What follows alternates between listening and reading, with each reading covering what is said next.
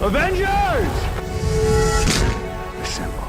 Hello everyone and welcome back to Excelsior, the world's #1 Marvel's Avengers podcast. This is your episode for February 13th, 2021. My name is Christian Buckley, I'm your director. Joining me as always is the Apex legend, Jack Martin. Excelsior, Christian. Now, I think if you wanted to, you can apply that name to yourself if you ever want, because you, Mike Connors, and myself all secured an Apex Legends dub since the previous recording of last week's episode. And I think it was our first JoyClicks collective Apex Legends win, if I'm not mistaken. Yeah, because I remember you, me, Kevin did a few rounds and we were not successful at all in any of those attempts. Obviously, you are the Apex legend because you're close to what? You passed 200 wins recently, right? I'm at like 270 something right now. Okay. I'm approaching 300. So I think in my lifetime career, I got like 10. But having one as a team does feel very good. Absolutely. This week we have a lot to discuss in the realm of Marvel's Avengers, which I think is pretty surprising considering that next week is going to be the next big War Table presentation. We will get to all the recent additions from the new patch, some leaks about the next gen version, and of course in the back half of the show we will review this week's episode of WandaVision. But before all of that, Jack, you know what the show is originally, what it was? I sure do. Yeah, this is Excelsior, and it was our pretty much MCU podcast. And it was the first JoyClicks podcast, I believe, right? Is that correct? I think so, yeah. I think this was the first, like, big podcast initiative for the channel, which is nice. But as of recording this, 2 years ago is when this podcast began. We didn't really do anything for about a year, in between when the initial run ended and then when we kicked up again for Marvel's Avengers, but they're all in the same playlist. If you're looking for a MCU review, there you go. The legacy episodes of Excelsior are available. So I just thought that'd be neat to point out because it is weird. We mentioned this briefly before recording, but the MCU was gone all of last year. This game filled the gap, but it's weird thinking that 2 years ago is when Excelsior as a show began. I know. What a good time that was, too, because it was you, me, and Pat Maroney, who was producing and would also chime in every now and then. And we were in the studio at our former school, and we led up, like, week by week, reviewing MCU movies and just talking about news and stuff, to Avengers Endgame, and it was so satisfying. And it was, for me, it was my last semester in college, so yeah, that really made that time in my life. Yeah, it was amazing. Yeah, I remember when we used to do podcasts and we could like see each other and like be in the same room.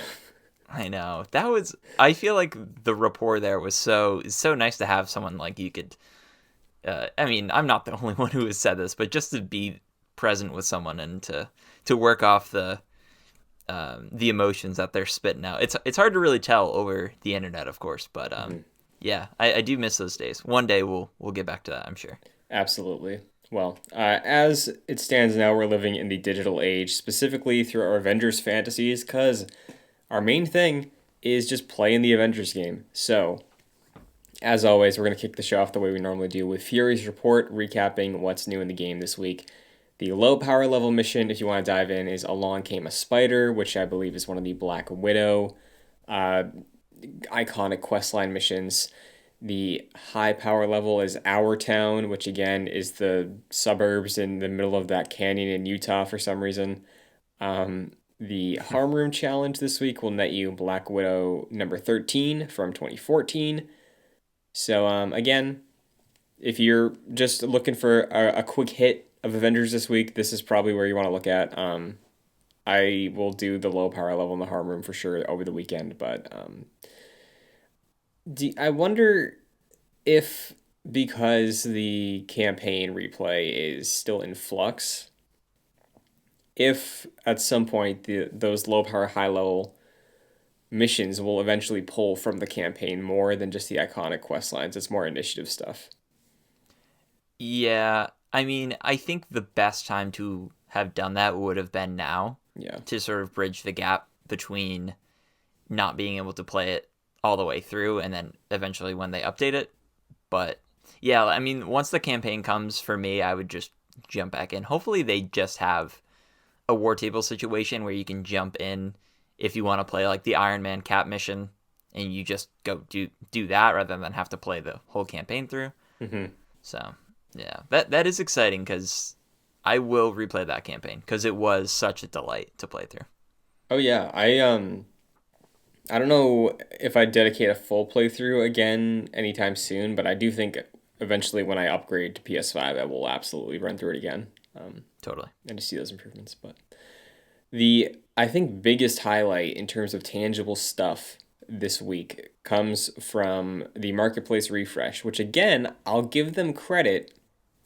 I feel like every week we're saying like, "Hey, so that's a skin." You know, like the past few weeks, it's like been like, hey, this marketplace thing is not just a recolor. Like there's a new thing they're doing here, comic accurate or not. But Jack, do you want to describe to the listeners who maybe haven't checked out the marketplace yet what stole your heart this week? Yeah, dude, I was very surprised, taken aback. As I've always said, and we both kind of always said, the marketplace really hasn't been doing it. Really hasn't been, knocking it out of the park with their skins, right? Mm-hmm. We haven't seen any MCU skins yet, although they're working on it. We haven't seen any like really, really cool skins from the comics. Some here and there, but, largely some flops, some big floppers. However, this week, Christian, I'm an Iron Man main. We got the Iron Knight costume. Now, let me describe this to you. Please. So this is Iron Man in a silver knight costume. Mm-hmm. So imagine like Knights of the Round Table. He's got like a gold strip going down his face. It looks like he has the helmet on from Skyrim Dawnguard, that expansion. Okay. And of course he's got like the gold where his I was about to say flux capacitor. His arc reactor usually goes. Yes. And he's got this flowing red cape on, and it is glorious. And it isn't even full 1,400 credits. It's 900 credits. So Whoa. Immediately purchase that. Yeah. Really? I thought it was a full 15. Damn. No, dude. Nope. So immediately purchase that. I think I posted it on Reddit, and that was my first post to Reddit, and it got a lot of upvotes, so I was happy about that. That's fantastic. But someone else posted that skin, and they titled it the Stark Knight, and they basically posed Iron Man at night, and they made it look like he was Frank Miller's Batman, like the big hulking Batman, and it looks gorgeous. So I would go recommend checking that out on the subreddit. But yeah, that's huge, great, yeah. Huge skin. Love it. Now, I did see, I guess, some people, again, because you can't please everybody, I saw some people being like, this is stupid, but I think it's cool. I want more skins like that, honestly.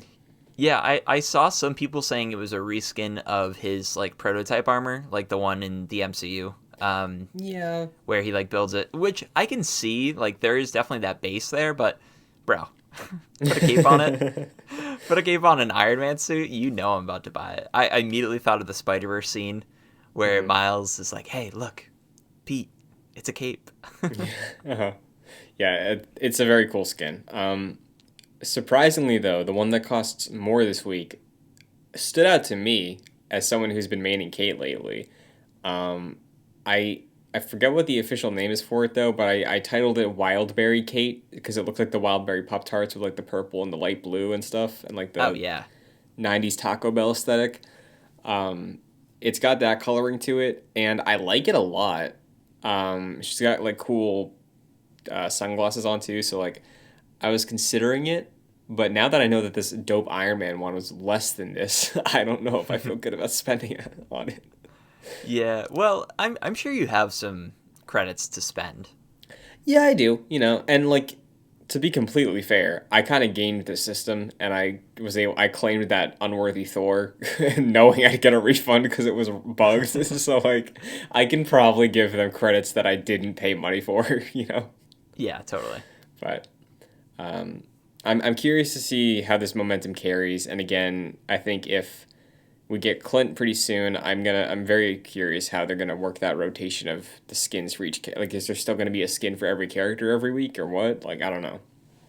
Yeah, I'm actually not sure. I wonder if I know there was a workaround where you could like set your local date and time on Right. your PlayStation and sort of go in and get the week that you want for costume. So hopefully that's still there. I know the devs probably don't want that Right. to be in there. Um, but yeah, hopefully you can still do that. I know they do a lot of bug fixes. I don't know if that's like their priority, Hmm. but given that is how they make money off of this game now, I'm sure they're probably working on that fix. Absolutely. Yeah. Well, speaking of fixes, earlier this week, Tuesday, February 9th, we got patch version 1.4.2.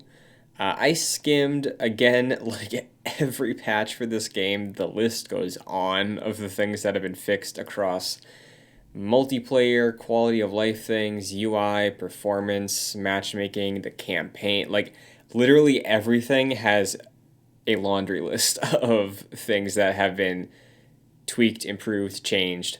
But there are some highlights I want to run through. Firstly, the resource cap has been buffed significantly for everything. So, Yeah, this to me isn't that big a deal because I have a few 150 characters, so I don't really have that many materials to begin with. mhm. But you know that it's a good thing. I think once you start bringing in more characters and people are going to be playing more, I'm sure people have accrued so many resources. Like after, imagine all the people who've done their 150 characters and they have like nothing to spend all this stuff on. Mhm. So that's good that they can just hold more. Yeah, and honestly, that's the way I look at the microtransaction currency too, because like I would just probably at this point start banking stuff for characters that I care more about. Like no disrespect to Hulk, but I'd rather invest upgrade modules in like Black Panther than Hulk at this point, you know? Just because Yeah, I totally. don't love how Hulk plays. Like his story implementation was really fun and cool, but um a more agile character who can still be tanky, which I'm presuming Black Panther would be like, would I want to put my focus and resources there more than anyone else, I think. Yeah, I imagine he Black Panther plays more similar to like Cap or like obviously like somewhat of a lighter and more flexible character than the tank that Hulk is. Exactly. So if you do want to stockpile, you can now have upgrade modules and Polycoron up to 999. You can have 99 DNA keys. You can have 99,999 fragments and units. This one's baffling. You the green currency that you earn and you spend on like the coffee addicted lady, Hmm. 999,909. You can basically have a million units. Yeah, that is next to impossible because I only have like 7,000 at any given time, and then Hmm. if there's a cool skin in the marketplace, at the coffee lady, I spend that, and then I just accrue that again and keep spending it. So Exactly, yeah. 999,000, almost a million, is quite a lot. I think that's basically just like you can hold as much as possible. There's no cap essentially. Yeah, which is just I don't know what the benefit of that is. Like I don't know like is it just because they want to incentivize people that are really like you said tapped out right now to just like hey, if you come back, you'll still be earning these things because before you're sitting on max level and you can't spend them. But now if it's raised, you can at least play again and not feel like you're wasting time, maybe. Mm. Yeah, that's a really good call. I didn't even consider that. I thought Hmm. this was just like, who cares? Like, just hold as much stuff as you want, essentially. But yeah, you probably nailed it because, like, I mean, we sound like a broken record probably, but there's really no reason to play this game. So even this small, minute incentive just to keep earning materials for when you do come back to this game is enough to do that. So yeah, I think you're probably right. Hmm. Well, we'll see if anything else sways that idea come Tuesday because this Tuesday, as of recording, as of release of this episode, is going to be the Hawkeye Deep Dive War Table. It's worth noting that normally the way we record the show, the dev stream happens like after we record on Fridays. And there's some exceptions where there's a dev stream that has some information to pull out of it, but this week they did get out ahead of it and say, "Hey, no dev stream ahead of the long weekend. We're really all just prepping the War Table deep dive for Tuesday, so we'll see you then." But yeah, just as a refresh, the Hawkeye deep dive will be up on Tuesday. Jack and I have already discussed we're gonna watch it together, react to it, probably talk about it briefly, and then go more in depth on next week's episode. But the reactions and all that stuff will be uploaded to the Joey Clicks YouTube channel, and honestly, probably the podcast feed too. So look out for that. Yeah, that'll be exciting. I think I'll probably rewatch the Kate deep dive just to sort of get a template of what to expect. But I think, as we've mentioned before, I think we're gonna get a little bit more than what we got with Kate, given the next gen talk and probable new characters being officially revealed at this. So this is something to look forward to, I think. For sure. Well, slightly tangential to the War Table deep dive for Hawkeye. This is a new thing that Crystal did this week. On the 9th, they posted a dev blog titled How the Wastelands of Future Imperfect Were Made. It's a solid read, I think, in terms of having content and like describing the content and the process behind making this new location in the game. Before we even have an official like presentation about it. And I know you didn't get a chance to like read the whole thing, Jack, but like if you can just like skim it and like see what they're saying there, like I don't know how you feel about it, but to me it comes across as just another welcome instance of them communicating more, because yeah, we're gonna probably learn all this stuff again on Tuesday, but I like this, I like having all these avenues where even if it's a lot of the same information, just presented in different formats, like as long as there's a steady flow, it feels like you're not ignoring anything. Yeah, I actually did skim most of this. Mm-hmm. The things that stuck out to me in this were the incredible screenshots from this Oh yeah. because like I don't know why I didn't expect this, but the area we will be playing in for most, if not all, of this expansion is totally different than anything we've seen. Lots of oranges, lots of. I didn't expect that amount of color, and they detailed that in the blog itself, where they were like, originally we wanted these drab colors, and we wanted to make it look apocalyptic. And to that extent, they did, but they were like, we wanted to look a little more colorful and add a lot of oranges and not the fruit, the color. But yeah, I think it looks beautiful and it looks totally different than anything we've seen so far. It gives me a lot of a more vibrant Fallout vibe. So yeah, this is really exciting, and it's funny like coming off of people's reactions to having two bow characters together. I think we're even getting with Hawkeye. I think we're getting more new areas and new content than we did with Kate. So yeah, this has me even more excited off of this blog alone. Yeah, I think you're making really good points. And to me, as somebody who really loved Kate and was wondering like would I have any reason or drive to like drop her for Clint, which like I could see a world like if like his kit is better without the teleportation, maybe.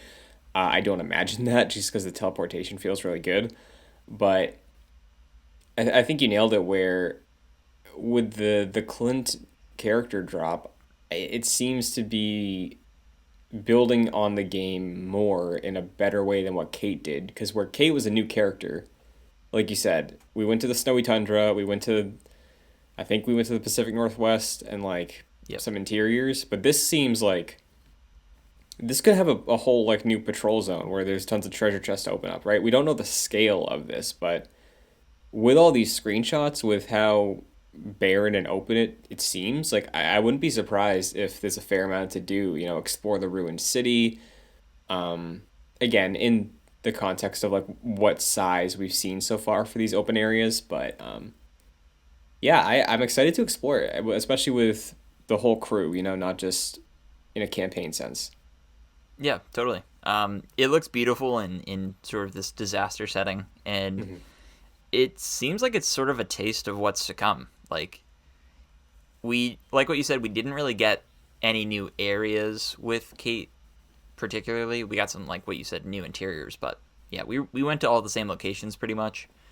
But this is a totally new area, and they talk about that in the blog, where they're like, yeah, this is a whole separate area on the war table because this is so different, and it doesn't even take place in like it takes place in the future technically. Um, Hmm. so yeah, this is totally different than anything we've seen, and I think we'll get bigger editions like with the rumored Wakanda um, area. I think that Right. will be sort of the big thing for this game. Hmm. But I think this is a really nice step in the right direction. I honestly really didn't even expect that from this expansion. Yeah, because you mentioned Fallout, and like I like some Bethesda games, right? I lean towards Elder Scrolls just because Fallout never super grabbed me with its presentation of its world. Because like I know it's supposed to be ugly, but I just don't like that. Like I just don't like existing there. Yeah, And I think it's difficult sometimes for games that are doing a wasteland to make it feel compelling. But for the reasons you're stating, I do think that they've hooked me more than I thought I would have been. Like I don't know what I was expecting, but I was expecting it to just be like a sand dune and like a highway with a gas station and a cave. Like, you know? yeah, So hopefully it can deliver. Hopefully it's full of cool secrets. I've seen some speculation too with the way that the accounts have been talking and some of these screenshots. Some people think that we might get a Ronin costume in some sort of sense for Clint's character drop, whether that be on the marketplace or in his challenge card. And the other thing I wanted to shout out was specifically for the design. They did mention in the dev blog that it is based in some sense on the Old Man Hawkeye comics, which were spin-offs of Old Man Logan. So, yeah. That's we got that impression when we saw Hawkeye show up in the Kate deep dive war table. right. Hmm. So yeah, it's cool that they sort of confirmed that. We read, like we mentioned, the original run of Excelsior. We read Old Man Logan for that Hmm. during our summer edition, and yeah, that was a great read. And it's cool that elements of comics are being integrated into this game. So yeah, something to look forward to. For sure. So, we'll see how it nets out next week. But what's also in the rumblings in the world of Marvel, some leaks, not story leaks. So don't be worried. This is exciting leaks. Um, the trophy list for the PlayStation 5 version of Avengers has leaked. Now, Jack, you're way more in the trophy game than I am. When you see a trophy list leak for a game, how indicative of that is that of like how soon the game is gonna drop? Well, when you think about the idea of trophies and like sort of what they represent, it like trophies are probably, I'm not a developer, so I have no fucking clue what I'm talking about. But I would have to Hmm. imagine that trophies are on like the last thing on developers' minds, right? Like Hmm. you make your game, everything's sort of finalized, and then you input these trophies into what you've made, because PlayStation or Xbox has told you to do that. So that's what that is. So to me, this sounds like the next gen version is coming sooner rather than later. Hmm. I didn't look at the trophies, but from what I saw from people, I think it was an exact replica of the original PS4, Xbox One trophy list, so or achievement list. So, um, yeah, I think nothing's changed. But to me, when you see a trophy list come out for a game, usually that means the game's probably coming out very soon. Okay, follow up question. The PlayStation 5, because again, you're a big trophy hunter. what is the likelihood that this trophy list will just duplicate itself if you upgrade your save or something? Like, is there a trend on how to see what that is going to be like based on how the trophy list works, or what? I would say it's a high likelihood that if you, Christian Buckley, pop in to your PS5 once you get it and you boot up Avengers, all the trophies you already have just instantly start popping. Because from what I understand, this game is tied pretty integrally to its server, and like sort of and the trophies are tied like on a server side thing. Okay. So I think the game will recognize that, assuming you can reboot or re-upload your save, which I think you will be able to. That would be terrible if you can't. So I'm going to assume that you can do that. I think the trophies will just automatically start popping. It might be a Spider-Man remaster situation where if you want to organically go back and do the trophies, then you don't manually upload your save and you can just go in and do that. But I think there will probably be an option where you can just grab those trophies, and they'll just automatically pop. Okay, good to know. So when I eventually get that platinum with you, Yep. then it's easy upgrade platinum. So hopefully that falls through. But I would like to circle back to something that might make me be right about a prediction in believing that February 26th leaked date for the PS5 version. Because if the trophies are out there, if we're about to get the presentation next week, I agree with you. I do think that it is sooner than later at this point. So considering we do have that date out there, I'm going to probably sign off on that being when the PS5 version launches officially. I think that is safe, given what we know now with the trophies and sort of the leaks that you were mentioning. I think at the beginning of this year, I was convinced that the next-gen version wasn't going to come out until, like, the fall. Just because the rollout of this game had just been so, I don't want to say sloppy, but things just took longer than you would expect things to roll out for a game, largely because of the coronavirus pandemic and I would say its unique impact on Crystal more so than other developers, because of the wildfires and also the coronavirus, moving everything remotely, and also just this game requires a lot being a live service game. So it was a whole lot going on. So I didn't expect this next gen version to come soon. But it seems like it's almost imminent. So I totally foresee a world where we get on the 16th the Hawkeye deep dive and they talk about the next gen version and they say, hey, it's available in 10 days. Yeah, I would personally believe that that's what's going to shake out. And I think you're probably going to end up being right with what your Hawkeye prediction was of like early March, just like give a couple weeks buffer in between, and then the stopgap in between all of that is the PS5 version. So, we'll see how all of that shakes out on this Tuesday's War Table. We'll see what benefits the PS5 and Xbox Series X will be getting over their, at this point, last gen counterparts. But that's basically all there is in the world of Marvel's Avengers for this week. Like we said, next week we'll probably have a lot more to dissect. So, meanwhile, we're going to look on over to the MCU because WandaVision is continuing to go along. And, again, we'll kick off the way we normally do. Jack, spoiler-free, thoughts on the episode, any sways in your feelings on the season of the show? Like, what do you think of this episode as a whole?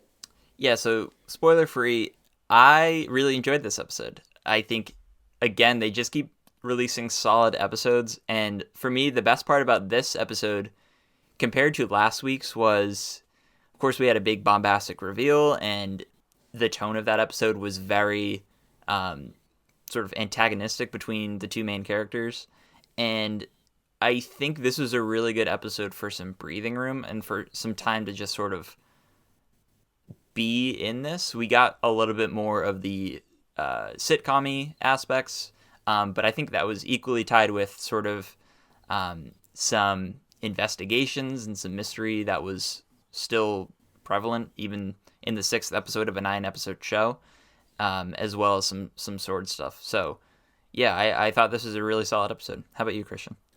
So we all know, as much as I love the dedicated pure sitcom episodes of this show, that's not what the show is going for at this point. It's very clear. So I think personally, so far, this is the best episode because, like you said, I think they have a balance that works really well. I think they've been able to recapture that suspense from those earlier, the first like 3 episodes where you just have no idea what's going on. It's not the same, but they've been able to recapture that like edge of your seat, what's going to happen to these characters we care about. And on the sword side, I do think that it was less in your face this week in a way that I appreciated when it comes to like being like, so this is how this is working, like it's more of this as like, oh, so there's 2 core casts at this point, and I'm caring about the things that are happening to both of them. So on that level, I thought the balance worked really well for me. And I think it feels like a really strong part 1 of an episode, because by the end there is a lot of things that kick off, and then I'm thinking next week is going to be the back half of this, and then whatever cleanup we have to do is the finale. But yeah, I really enjoyed this episode, and I think it's the strongest one in terms of what the show is trying to be so far. Yeah, there's a lot to love. But if you allow me to dip into spoilers now, go for it. The biggest issue I have with this episode, Christian, of course, we had the progression of the decades, 50s, 60s, 70s, 80s, right? This is supposed to be the 90s episode. But it is modeled after the firmly 2000s show, Malcolm in the Middle. Yeah. We were robbed, Christian. We were robbed of a Full House episode. So it's interesting we're saying that, because like in the marketing material, when I saw her look for the 80s episode, I guess, I thought that was going to be the Full House episode. Yeah. Well, and they're playing fast and loose because Full House technically started in the 80s, but it is right. a 90s show. Yeah. So, like, on that level, I feel like in hindsight, like, that one is probably the Full House episode, but I absolutely understand what you mean. Yeah. I mean, it's not that big a deal. I just thought it was funny how, in a way, like, this is supposed to be their 90s episode, but Malcolm in the Middle is a 2000 show. So they kind of skipped a decade. But, like, I get it. Because I think they're probably going to be doing a Parks and Rec or Office style 2000. So they sort of had to balance that. But, yeah. What if we all think it's going to be like The Office or something, like the 20, the odd-aughts, I guess, sitcom. What if they just do like the Kardashians or something? It's Jersey like, Shore? Yeah. Oh, what if they God. do that? That would be something. But I was going to say, just because you're commenting on this like seemingly jump in timeline thing, people have pointed out that there's a scene in the back half of the episode where they're leaving a movie theater, and the movie theater says that The Incredibles and The Parent Trap are playing. Yes. And the Parent those did Trap not release at the same time. So the I'm assuming it's the Lindsay Lohan Parent Trap. That came out in, I think, 98 maybe, and The Incredibles was 2004. So some people are pointing to the idea of that like Wanda's losing control. Or like because we see her the past like couple episodes, she can't control Vision. In this episode she cannot control Pietro. The extras, I guess, the supporting cast of Westview is kind of like breaking character, not necessarily like the spell, but like last week we saw Agnes be like, you want me to run that from the top? This week we saw her talking to her like she's a director, kind of. He's like, oh, you need me to change anything? You need to work on something? Like, yeah. Yeah, that's something I noticed too, where like she also in this episode reveals she doesn't really know how this all started. So it's unclear whether this was a subconscious thing that she she did and just sort of forgot about it, um, or of course the working theory is that someone else was involved and helped her sort of construct this, or someone else did this for her and put her in control of what's happening. But also, like, going back to the Parent Trap and Incredibles on the movie posters, of course, it's also just a nod to having a superhero family, Right. as well as sort of the Parent Trap of what's happening here. So, yeah, I really liked having that in this episode. For sure, for sure, yeah. So I guess this episode primarily focuses on a lot of things actually, but why don't we start with Pietro? Because this is the first full episode we get to see Evan Peters as Pietro Maximoff, Quicksilver, and I'll say also because it's a Halloween episode, this is when we get to see all the classic comic book costumes. So it was cool to see the actual Quicksilver costume, you know. Yeah, I loved how they played around with that. Yeah, that was really fun. Um, and I think it's something we brought up last week, but to me, it seems like he's not really playing this Pietro the way he plays Fox's Peter, you know? It's I'm unsure still what's happening with Pietro Yeah. because he is almost like he like Herb in this is breaking the fourth wall to Wanda, at least not of this show but of what's happening in Right. this reality, um in this constructed television reality. He's basically commenting on how Wanda did this, and he's talking about their shared past, but it's almost like scripted. Like, Wanda asks him a question about their past, and he's like, "You're testing me."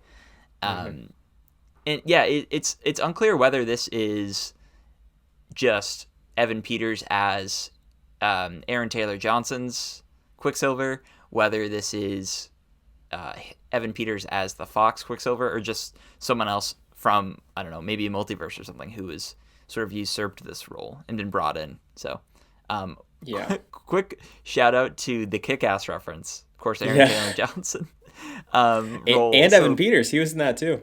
yeah, you're right. You're right. That was bizarre. That was really bizarre to me. Yeah, I was like, oh, we're just shouting out kick ass? Okay. I saw some people mentioning the idea that in the multiverse that's now being explored, our reality where the MCU exists within it. I think Dan Murrell, formerly of Screen Junkies, was talking about this, where like maybe Wanda is like dipping into our Jack Martin and Christian Buckley's reality, Uh-huh. and she is somehow aware of the film Kick-Ass, Okay.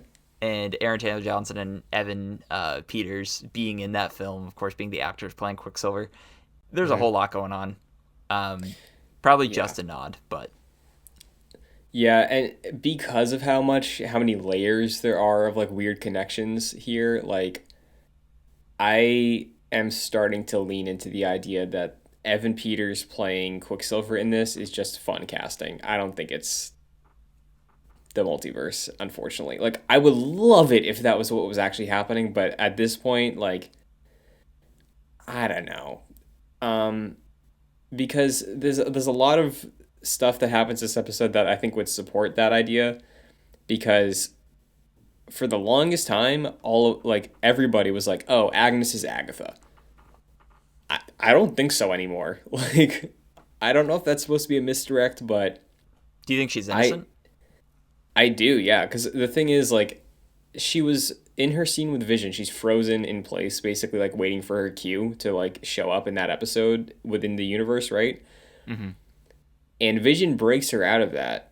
Like she is in a trance, and then she's kind of hysterical. Like she is confused, and she's like, I didn't read it as her putting up a front because like I don't know why she would willingly live in that trance state if she knows what's going on. Like you know what I mean? Like I I wholeheartedly disagree. I think Agnes is. I don't know if she's Agatha Harkness or whatever. But I think in that moment she was just letting Vision see what Vision needed to see. Okay. Because I think she's aware that Vision can snap people out of this, and to me, she was like a little too much in that scene where Mm-hmm. it, and it's weird too because I think this is the first episode where she gets billing as a cast member in Okay. the intro. Oh yeah. Mm-hmm. So like that sticks out to me, and the fact that she still hasn't been ID'd um, is a little bizarre to me. But like just in that scene itself, it did seem like Agnes was acting, in and at least that's how I read it. I think that is a misdirect in a similar way that like what you're mentioning. I think it is possible that Evan Peters as Quicksilver is a misdirect, but I do think there is clearly implications of a multiverse going on. Whether Mm-hmm. Evan Peters is a misdirect and someone else comes in and is like, "Hey, this is the multiverse now." I think that's probably a possibility. Yeah, and the reason I'm slightly leaning into the whole Agnes being innocent thing is because I have seen a theory that uh, if Mephisto is involved, it's actually Quicksilver, Yeah. which I could believe at this point. And maybe like he's working with Agnes still, but to me it seemed like Agnes was playing along more than anything else. Because even if it is the way you're describing it, it's not really her controlling the situation. It is more her just like playing along with the whole thing. Right. Where Pietro had a lot of influence on everything that happened this week, right? Like he was guiding the kids. He basically maybe unlocked their powers in a weird way of like just being around them constantly, um, really causing trouble, acting more like anarchist in a Yeah. way, and then triggering some like harmful things for Wanda mentally. So like because he's on that level of like, hey, you can't break me, you can't read me. I think there might be something more there to the point where Evan Peters being here as a misdirect for the audience might also be a misdirect for Wanda to just be like, hey, if Mephisto's really here, it's the person you would think would be too obvious that you wouldn't think it's them, you know? Yeah. Like, so. I do like that because in this episode in particular, it's funny that you mentioned that he's sort of this mischievous character because he's clearly, if you've ever seen Malcolm in the Middle, he's clearly modeled after Francis, the older brother, Yeah. who was like this of the four children they've had, like that family had, was just like the most mischievous one and had to be sent off to military school. So yeah, I do like he doesn't seem trustworthy in this episode. Yeah. And he even mentions like again breaking the fourth wall of that constructed reality where he's like, yeah, you basically cast me to come back in and cause you grief in a way, as sort of a joke. But of course, everything that's said in the show as a joke has much more meaning to it. So yeah, I do like that idea where there could be a lot more going on with him. Yeah. So, in like why pushing more towards that also is because I did see another idea that potentially because of what I think the next major revelation of the show this week is that Agnes could be a key player, but maybe she's not Agatha Harkness TM yet, and everything that's going on in Westview is what brings her down that path because this week I think it is all but confirmed in every sense of the word that Wanda is creating mutants Yep. because Darcy literally says to Monica, she's altering your cells on a molecular. That is mutation. Dude, They just say said genes. Just say genes. I was like, say Like- genes. it's really like she said you're a mutant in every way, but saying your cells are mutating. You know, Yeah. like she said all of it except for the M word. You know. Yeah. Yeah, I think that's this is what a lot of people have been speculating, where House of M was no more mutants, and WandaVision is let there be mutants or whatever. I don't think if she has a line, I think it'll be a little too much. I'm sure they'll make it work if that's possible. But I think that's the end goal here. Yeah, this is super exciting.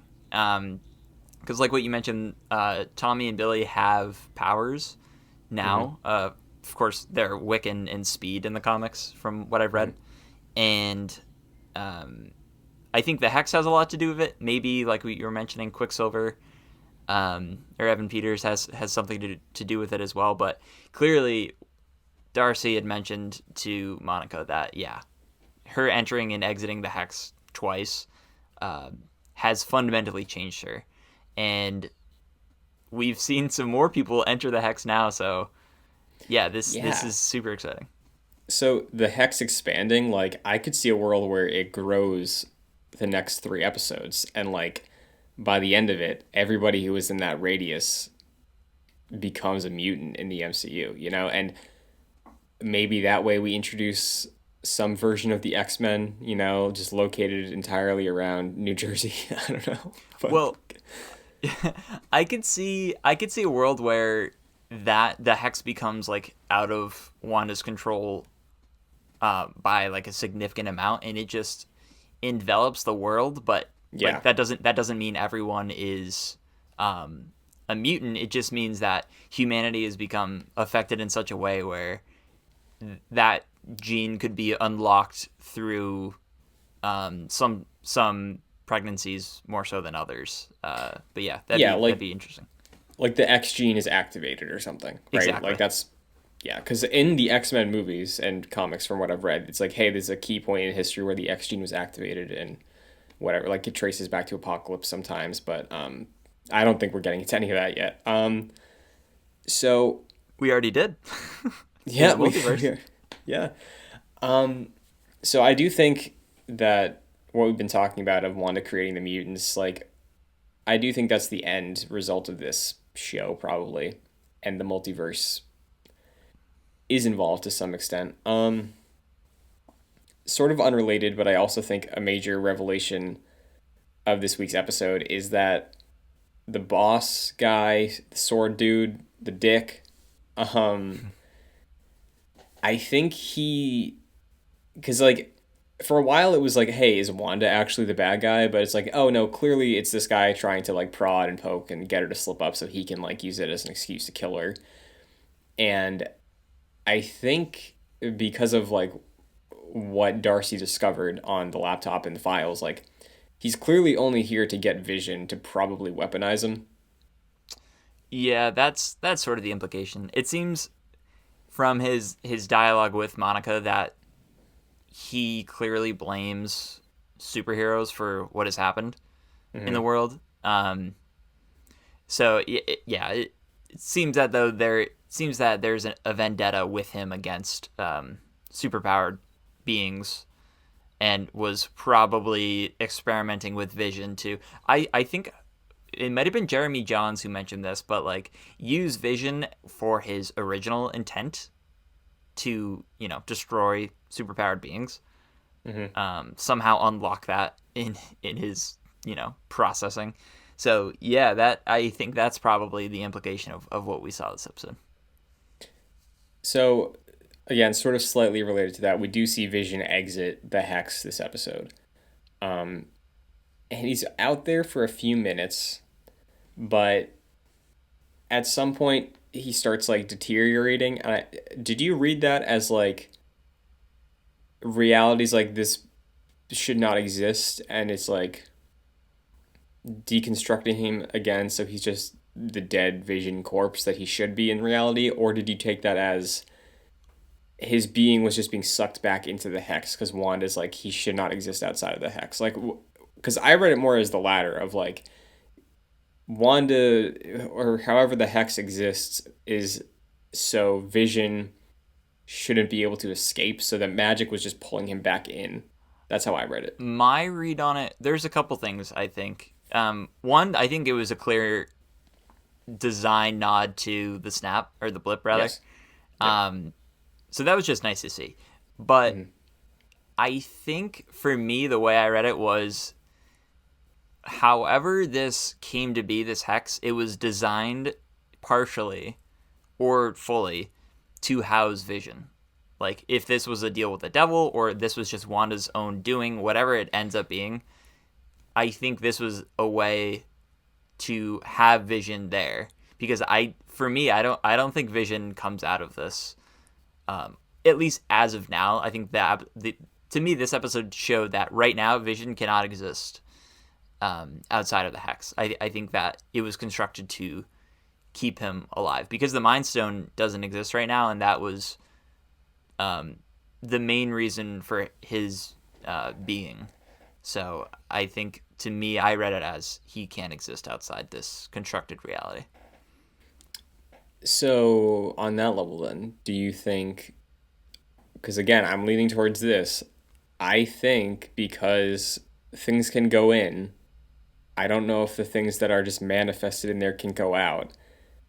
I'm still not fully convinced that the twins are gonna make it out of the hex if they're like constructs of this fake world, the way that Vision being alive and well again is also. Yeah. Well, if rumors are to be believed and speculations to be believed that will essentially end up as an antagonist, Hmm. I don't think there's any way to do that without her losing her kids. Because she's lost Vision, and I think if they do that again, it would just sort of be retreading old ground that we've already seen. Hmm. But to have, yeah, these two tangible human beings as her children being stripped away from her, I think that's how you set that on the path. So yeah, I like that idea, Christian. I like that thinking. Yeah, so I see I don't think there's going to be a happy ending in this show. Like maybe things come around cuz I think I love Wanda and I still don't know if I love the idea of her being a villain like capital V, but I think the idea of seeing her dealing with all the traumatic stuff that's gone on in her life and then being just like manipulated and just antagonized by Sword, specifically this guy in charge of it, um, to the point where she loses everything that she's found meaning in again. I can see her want revenge against him, and then maybe Doctor Strange comes in as like an intermediary, being like, "Hey, I can help," Yeah, like totally. I don't see a world where Wanda becomes full blown big Marvel villain or anything like that, but I do see a tumultuous road ahead, I Yeah. think. I mean, like what you said to the point of there being no happy ending, I think we were talking about that a few weeks ago where this whole idea of them presenting sitcoms as the reality within the hex is to, in a way, to attempt to achieve a happy ending Mm. for Wanda and Vision. But yeah, of course, they want to achieve that, but that's just simply not going to happen. So yeah, it is sad, but I love how messy a character Wanda is. I think Hmm. she throughout her whole life has just been stripped of anything that has given her meaning, like what you said, and I like the idea of her working through that. However, MCU and however crazy that may be, um, like from what we've seen with her constructing the hex or how she's involved in that, but I think this is the most nuanced portrayal of a character in the MCU so far. I think she shines brighter than pretty much any character to this point. Now that I'm thinking about it more. Yeah, I think you're absolutely right because even with someone like a Iron Man, like I feel like in the in betweens of like Iron Man 2 to Age of Ultron, he went through the same arc like three times, Yeah, like and like by the end, by Endgame, it's like okay, he learned to like sacrifice himself and like like put others ahead of him and all that stuff. Which like it was a very elongated road to a thing that he kind of hit a couple times, but like I think you're absolutely right. Like Wanda and credit to Elizabeth Olsen also just like being able to basically portray her. I think she was supposed to be what like 19 in Age of Ultron and mm-hmm. just basically she's a kid growing into this world of heroes without a great support system. All the people that had been there for her kind of left, and like she's never really been anybody's number one priority, with the exception of Vision, and now she's trying to just take ownership and agency over all of it, and then people are trying to take that away from her too. So like I do think there's a lot of layers here that I really like, and like you said, it's I think unrivaled as far as character arcs go for the MCU. Yeah. Another thing I liked about we've been talking about Wanda a lot. I think this episode's look into Vision was one of my favorites because at the end of last week's episode, there's a very obvious and clear tension between the two. Because he has like next to no agency in this world, and he's discovering that like he doesn't know anything about himself. And then at the start, it was a little jarring at the start of this episode, but you can tell that he was sort of putting on that mask to play along with Wanda so he could escape her for a little while and sort of see what else is going on in the town. Obviously discovers that people who are far away from Wanda just aren't moving because they're not, they're like the extras who aren't in the shot. Like they don't need to be doing anything. Yeah. They're literally just frozen. And the best part to me about Vision this episode was I love how when he leaves the Hex, he says help, and you would imagine like help me, but he's like help the people inside. And I love how like genuinely good Vision is. Like he's just good to the core, and that's sort of how he's designed from Bruce Banner and Tony Stark. But I just loved having that affirmation. Yeah, I agree because, man, I know we talked about it before. Like Vision in the MCU is one of my favorite characters. I'm so sad that he's absolutely not coming back after this. Yeah, exactly. But like, what a way to go out, I hope I loved the Vision stuff in this episode, but I was kind of bummed that we didn't get more of him. Yeah, he was sort of relegated to the sides in a way.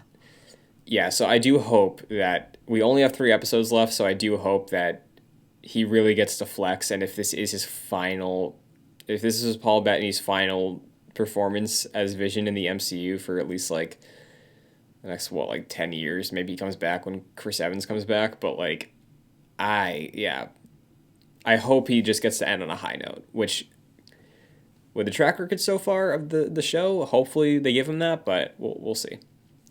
Who do you think Monica's friend is? Yep. So here's the thing. When she made the aside comment, 2 episodes ago? I think it was last episode, yeah. Oh, okay. When she said, I know an aerospace engineer, and everyone's like, it's Reed Richards! I was like, no, it's not. Calm down. That's gonna be a thing that happens, off screen. Nobody's, it's just gonna be oh, she knows people. The fact that they introduced it then, this entire episode, also they've been just teasing it and building up to it. It has to be a name, it has to be someone.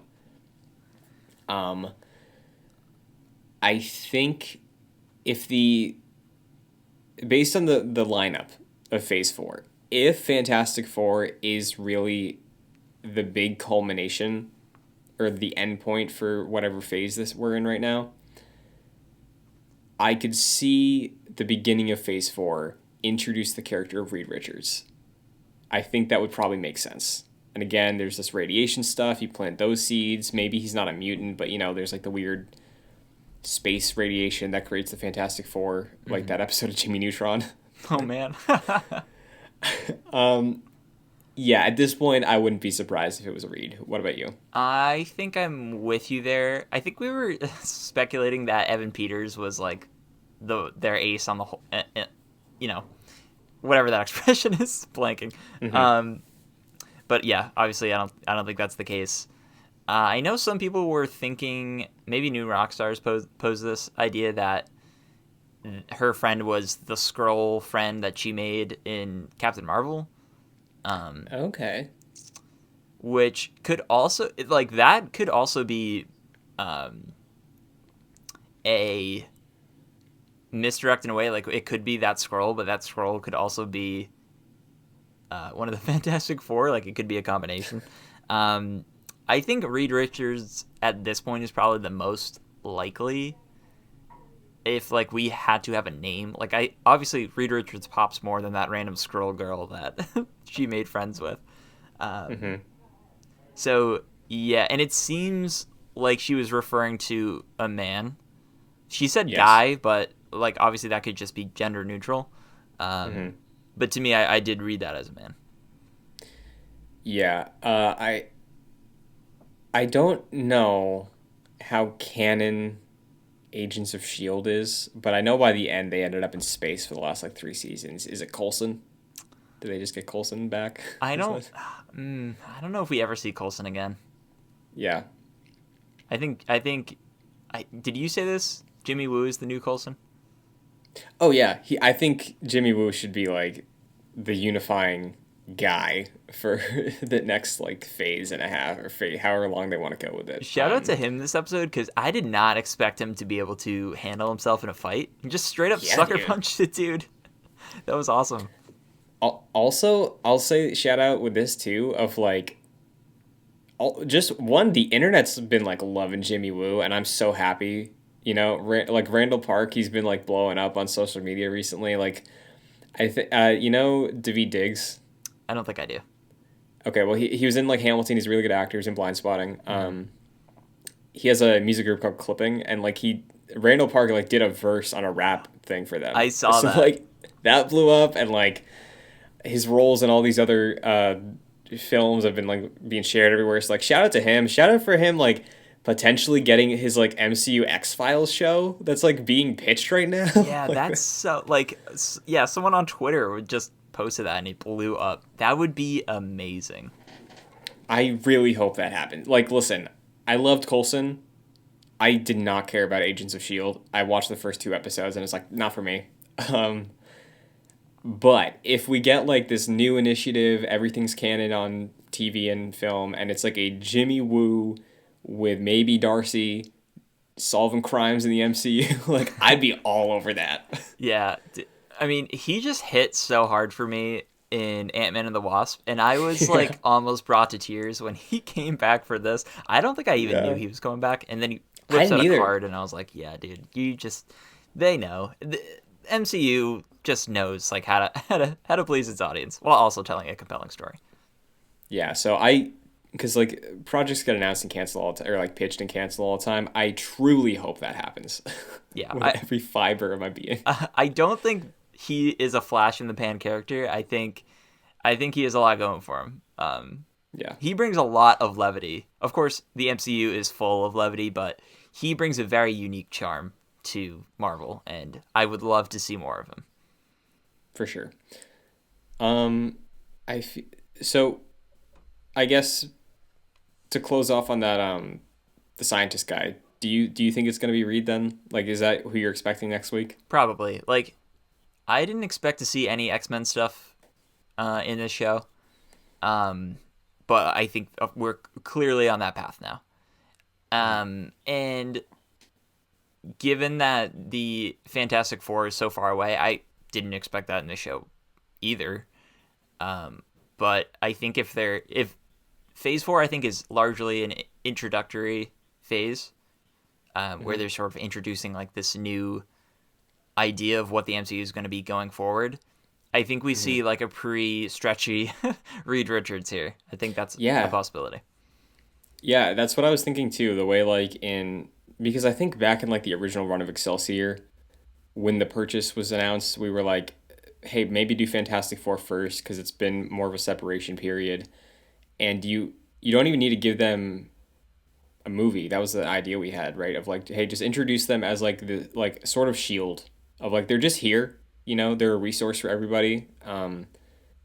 And I think we could still get that, like you said, pre-stretchy Reed Richards in this, he's still working with Sue Storm and Johnny Storm and Ben Grimm. Like they're scientists. Have him pop up here.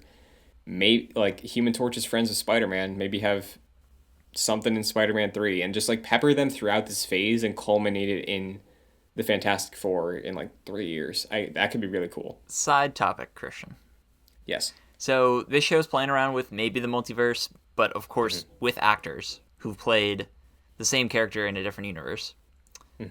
I saw some speculation about this. Marvel announced that Chris Evans would return in the MCU. What if it's not for Captain Oh. America? What if it's for the Human Torch? I listen. I know it's a joke. I hate that idea so much. Please don't do that. Why is that? Because like, listen, I love Chris Evans. You know, like Mass Pride. He's a Boston boy. He's Cap. I liked those movies when I was a kid. I don't remember him being a highlight. Like I've seen stuff from that movie in the past like 2 years. Like don't do that. Just don't. Like if you're gonna do anything with a multiverse, get Michael B. Jordan to be Ooh, back yeah. and have him be Johnny Storm again. You know, if anybody. Like That's a good call. I don't think I would be offended by it, but I think it would be absolutely hilarious. yeah, I think I'd it'd rather be just like not see him again in the MCU, personally. yeah, I think so as well. Um, so yeah, I think there's a world where honestly the big takeaway of WandaVision is like planting the seeds for mutation. The big thing is it introduces the Fantastic Four pre powers, and then I think the X-Men multiverse thing might be more of a misdirection. I think that's where my expectations lie for the rest of the show. I think there is absolutely misdirection going on in the show. Yeah. And I agree with you. I think Evan Peters is part of that. But I was listening to Roth Cornett talk about this, and she was saying that Kevin Feige wouldn't just throw out Evan Peters out there to fake out or tease the audience. But I think he could do that if there were multiverse implications elsewhere. And I do think we will see that in this show. So Yeah. if Evan Peters isn't either version of the Quicksilver and he's someone else, I do think that the multiverse exists here, and this would honestly be insane. But like WandaVision could be setting up the X-Men, she also could, and this could also be setting up the multiverse, which is a huge thing for a show about Scarlet Witch and Vision. Yeah. So that's exciting. Yeah, I still wouldn't put it past him to just be like, this is a fun, because like he's vocally been like, we'll get to the X-Men when we get to the X-Men. Like mutants are coming, but like don't get excited about it anytime soon. You know, like I wouldn't put it past him to be doing that. But yeah, I think there's absolutely like some piece of this puzzle that we don't have yet. And you actually reminded me when you brought up Chris Evans. We since the last episode, we got a new Falcon and Winter Soldier trailer. Yeah, was this the Super Bowl one? This was the Super Bowl one. Oh, Did you watch it? the extended Super Bowl one, because there was the Yes. short one, which that's the one I saw. I don't believe I saw the extended one. Okay. So I won't say anything one way or the other on the full version, but out of that short clip one, what do you think of it? It was a show I wasn't really thinking about too much. It's more of like the grounded MCU and more traditional MCU. And of course, we're firmly in the experimentation section of the MCU, which has me super stoked. So it'll be a bit strange to go back to it, but I think that has the opportunity to tell one of the most heartfelt stories with Sam in particular. And we mentioned this before. I really hope that show is about the United States and the government touting their Captain America as, of course, like the white Captain America that we've seen, and Sam's struggle with accepting that identity and reclaiming that as rightfully his. And I think that ties into his identity as a black man. And I think I really hope like Marvel is trying to tell that story. And I think it would be foolish of them to ignore that. Yeah, I think I'm right there with you. That's what I want out of the show on a more like superficial level. I really want, and I think there's a chance that Falcon and the Winter Soldier is the sequel to Captain America Winter Soldier that I think Civil War isn't. Dang. in terms of like its approach, its focus, smaller scale, Right. you know, very personal, still high stakes, but like Civil War is an Avengers movie to a Yeah. certain degree, I think, you know, like Lowercase Avengers movie. Yep. yeah. So I before I hoped Black Widow was going to be that. Black Widow, who knows if it even exists at this point. So I hope Falcon and the Winter Soldier can be that sequel I always wanted. But yeah, I didn't mean to derail too bad there, but is there anything else you want to touch on about this week's episode of WandaVision? I was surprised when I usually watch it twice before recording. At the end of my first watch, I was like, oh, okay. That was good. Because, of course, we were riding off the high of episode 5, which was like this huge bombast. Like, of course, with the Evan Peters reveal, but like even just the tension ratcheting up to like 11 out of 10 between Wanda and Vision, I loved. And I think that episode is still my favorite because of that. But I do really, really enjoy this episode because it was almost like a reprieve where Wanda and Pietro and the kids can sort of hang out in this fun Halloween episode. And it's also a point where Vision can continue the mystery of what's happening here and Sword as well. So I think this is Gamora holding that knife on her finger, perfectly balanced as all things should be. So yeah, this is a really great episode. And I think we're in for a final 3 episodes. So how about you, Christian? Yeah, I really like this one. Like I said, I think it's the strongest balance, as we've both been talking about this week. In terms of the show settling into what the reason for it existing is and having that like off-putting undercurrent throughout the entire thing. I think it's the best it's been. You know, obviously I love when it's more out there and not as in your face, but I think this is probably the best MCU level production out of this show so far. You know, like it still feels MCU, but it still retains that mystery, who knows what's happening kind of thing. This is just weird. So I do like that, and I'm sure the final 3 episodes will be much more in line with like MCU, you know, because these stories are going to converge probably, I would assume, by the end of next week's episode. Yeah, I think And so. then the final 2 is just the fallout. But yeah, that's going to wrap up our discussion for WandaVision this week and Excelsior. So Jack, where can the agents of Excelsior find you? Sure, you can follow me on Twitter at FascinatedJack. Christian and I have a Pokemon podcast called My First Mon. We're about halfway through Emerald at this point. So you can find that show over on youtube.com/joyclicks or podcast services of your choice. How about you, Christian? You can follow me on Twitter, Instagram, and Twitch and TikTok at Chun2D2. This show is available on youtube.com/joyclicks for the video version under the playlist of Excelsior Marvel's Avengers podcast. And if you want more of our MCU talk, you can scroll all the way to the bottom for the original run of the show, which is all about the MCU, as well as some comic arcs. And this show is also available on podcast services like Apple Podcasts and Spotify. If you can rate or review on your given platform of choice, it would be greatly appreciated because it helps the show out a ton and just takes a quick second to hit the 5-star rating. And if you want to get involved further, patreon.com/joyclicks, the $1 and $5 tiers allow you to get producer credit like Chris Sakas and Aaron Easton for all of our podcasts and help support us every week. But that's going to wrap it up. We got a Hawkeye War Table, and we got a WandaVision episode next week.